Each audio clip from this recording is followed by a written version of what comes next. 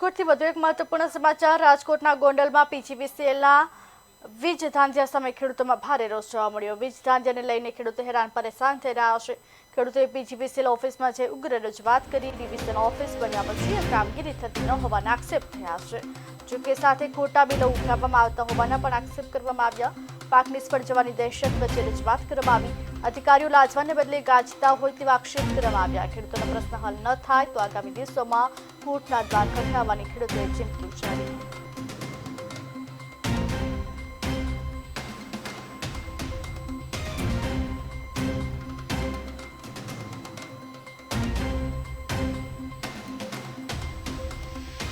ખેડૂતો સાથે જીઈબીના કચેરી આવેલા છીએ અને અમારે આજે 1.5 મહિનાથી આ પાવરની તકલીફ છે।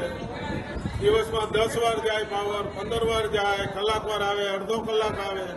આ રીતે હવે આ વરસાદ થયો એમાં ઘણા ખેડૂતોએ બિયારણ વાવેલા છે, કૂવામાં પાણી ભરેલા છે, આમ છતાં પણ પાણી પાઈ શકતા નથી અને ખેડૂતોના લાખો રૂપિયાના બિયારણ છે એ ફેલ થઈ ગયા છે। આમ છતાં જીઈબી વાળાની કોઈની આંખ ઉઘડતી નથી।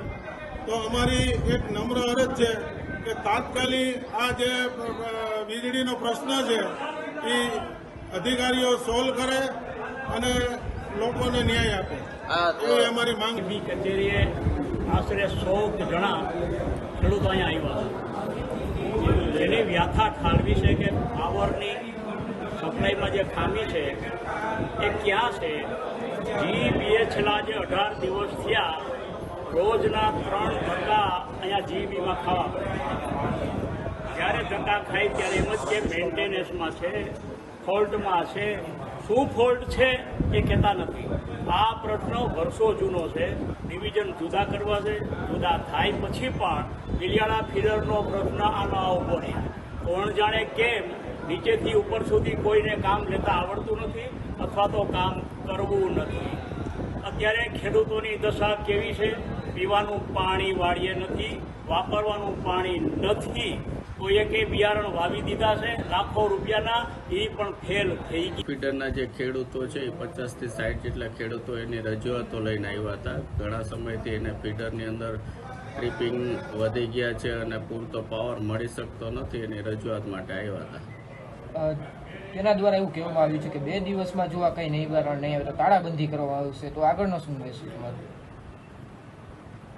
ખેડૂત આગેવાનો દ્વારા એમના પ્રશ્નોનું રજૂઆત કરવામાં આવેલ હતી અને થોડુંક એમના પણ પ્રશ્ન હતા એટલે થોડુંક ઉગ્રતાથી એ લોકોએ રજૂઆત કરી હતી, પરંતુ એમને આપણે બાહેંધરી આપી છે। એમના જે કંઈ પ્રશ્નો છે એ અમે લખી લીધા છે અને સબ ડિવિઝનની મિટિંગ કરી અને જે કંઈ પ્રશ્ન છે એ ઝડપથી એનો ઉકેલ આવે 2 થી 3 દિવસની અંદર એવો અમે પ્રયત્ન કરવા। ખેડૂતો સાથે જીઈબીના કચેરી આવેલા છીએ અને